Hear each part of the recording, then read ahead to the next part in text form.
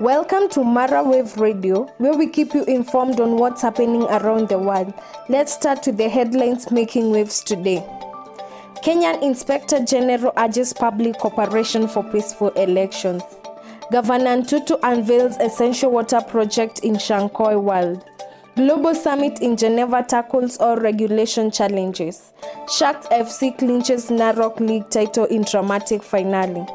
Business navigate challenges amid economic growth. Kenya weather has diverse conditions across counties today. And those were the top stories making waves today. Stick around for more news here on Mara Waves Radio.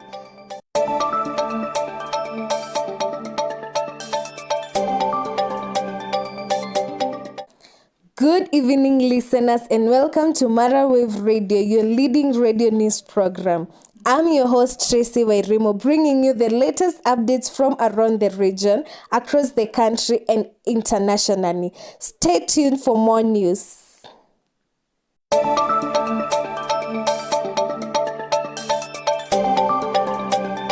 Here at Narok County, Governor Patrick Ole Ntutu's development tour of Shankoi wards proved fruitful, with the completion and commissioning of crucial water projects marking a significant step forward in Narok County's infrastructure enhancement. The inauguration of the Olashaiki and Emorigi borehole signifies tangible progress in providing essential water access to Olashaiki Primary School, local communities, and livestock farmers. Governor Ntutu's hand-on approach exemplifies his dedication to uplifting livelihoods, earning commendation from stakeholders for his proactive governance and commitment to sustainable development. Let's hear from one of our reporter, Alaska Mike, on what he will say about this. On his second day of development tour across the county, His Excellency the Governor Patrick Ole Ntutu transformed Shankoi Ward and commissioning and inspecting several development projects that has been scheduled for implementation in the ward for 2024-2025 financial year. As the result, the two new balls in Shankoi Ward has now joined the growing list of complete projects officially commissioned by His Excellency the Governor across Narok County. Speaking on us today, Oleshanki Primary School head teacher Ms. Nagodi confirmed that the project will be of great help to the local community. Reporting from Shankoi Ward, Narok County, I'm Mike, Alaska. Our top story of the nation today, we see Inspector General of Police Hilary Mutyambai has called on Kenyans to collaborate with the police to ensure peace during and after the polls. Mutyambai at the same time cautioned the public against being used by politicians to settle political scores. Now let's hear directly from our reporter Korea, who's on site at the event, bringing you all the latest updates and exclusive interviews. The Inspector General of Police Hilary Mutyambai was in Makueni County in the ongoing national peace war campaigns. Here Mutyambai presided over the opening of 3 police stations of Tawa, Kithungo and Ngoni Police. He also presented 3 vehicles to the station in a bid to enhance security in the region ahead of August polls. They have even given us houses for our officers. We are going to do whatever it requires. This station becomes habitable and operational. Mutyambai also calling on the public to be wary of politicians, how to use them for political mileage. In Nairobi, police officers from the Central Police Station held a peaceful walk within the Central Business District to sensitize Kenyans to embrace peace during and after election. Nairobi Central OCPD David Mburukwa urged Kenyans to vote peacefully in the August polls to avoid post-election violence, encouraging citizens to be vigilant in the defense of their democratic rights. Taka amani na tunahubiri amani. Tulianza asubuhi kitu saa 3, tumezunguka CBD yote tukiambia wananchi tunataka amani, tunahubiri amani, tunataka hata wakati wa election kuwe na amani. Sentiments echoed by a section of Kenyans who are calling for peaceful polls, saying a more stable country is a pillar of stronger economy. Korea Chepngetich, reporting from Makueni County. Internationally, the international community has convened in Geneva for a high-stakes summit aimed at addressing the increasingly urgent issue of artificial intelligence, AI regulation. The event, which brings together leaders, technologists, and policymakers from over 50 countries, marks a significant step toward establishing global standards for AI development and deployment. Let's get to hear from one of our own who is there on what's happening and being said. The UN Secretary General Antonio Guterres opened the summit with a call for international cooperation, putting that AI holds the promise of transforming our world for the better, but also possesses significant challenges that no single nation can tackle alone. He said that we must work together to ensure that AI technologies are developed and used in a way that is safe, ethical, and aligned to our shared values. One of the key proposals under discussion is the establishment of an international AI regulatory authority. This body would be tasked with overseeing compliance with agreed-upon standards, conducting audit of AI system, and facilitating information shared among nations. Proponents argue that such an authority is essential to prevent fragmented regulations that could stifle innovation and create loopholes for bad actors. Tech industry leaders present at the summit, including CEOs of major AI firms, have expressed cautious support for the initiative. Sundar Pichai, CEO of Alphabet, stated that we welcome the move towards comprehensive regulation that can provide clarity and ensure the responsible development of AI. Sundar said that it is crucial that we have a seat at the table and share our insight and help shape practical guidelines.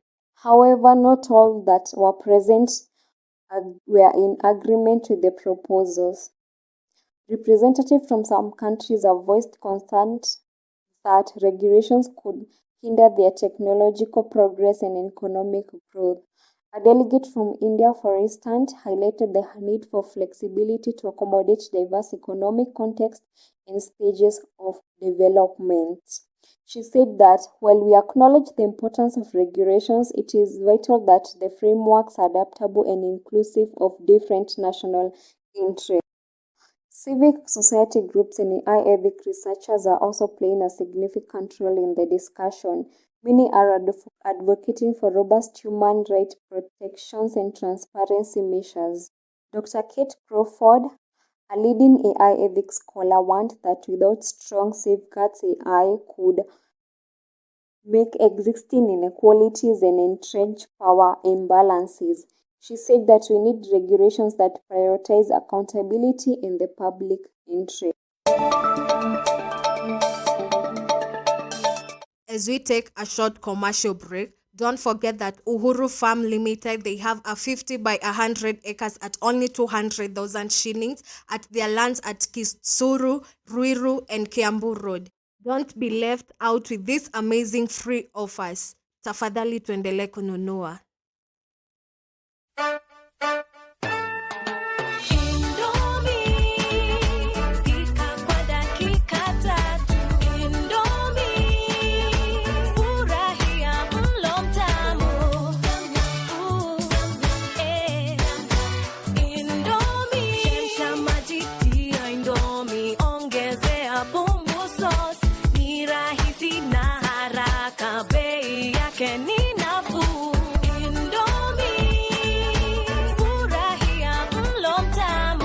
Indomie, ijaribu leo. Yum yum.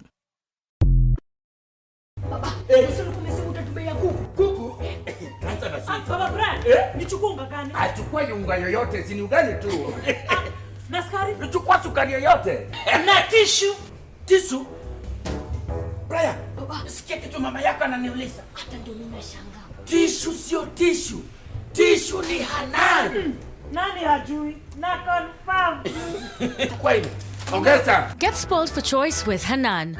Try Hanan tissue, serviettes, cotton buds, facial tissues, kitchen towels, and now introducing wet wipes. Tishu sio tishu.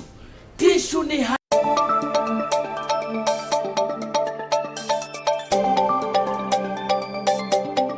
In our business news segment today, we explore the contrasting fortunes of a struggling supermarket and a bustling butchery.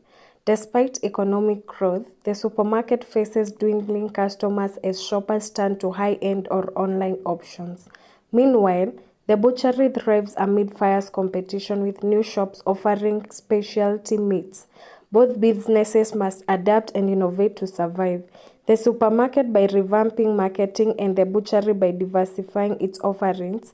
In today's dynamic, businesses' landscape, resilience, and agility are essential for success. Stay tuned for more insights on the global economy impact on businesses. As for our sports news today, the narrow cliff finale between Total FC and Sharks FC at Olentimama grounds was a thrilling clash. Sharks captain Ahmad shared insights on their dedicated preparation. Despite Total FC's early setback with Austin's injury, the first half ended a draw 2-2. Sharks FC led in the 60th minute, but Total FC equalized in the 75th. In injury time, Sharks FC scored twice, securing a 4-2 victory and the league title. Total FC finished second, while Sharks FC celebrated their well-deserved triumph. Let's hear from our reporter in the field on what she'll have to say about what's going on in the field. Good evening, ladies and gentlemen. Today we have an anticipated match between the Shark FC and the Total FC here at Olentimama Stadium, Narok County. And as you can see, the Shark FC and the Total FC are very thrilled to score their goals so as to defeat their opponents. And as you can see, still the viewers are very electric and thrilled to support their fans in scoring so as to move here with celebrations. Gotten one of the captain of the Shark FSC mwenye mnapoona ako hapa karibu na sisi, and we want to ask him questions relating to his team and even the other team. So, good evening. Mi naitwa Tracy.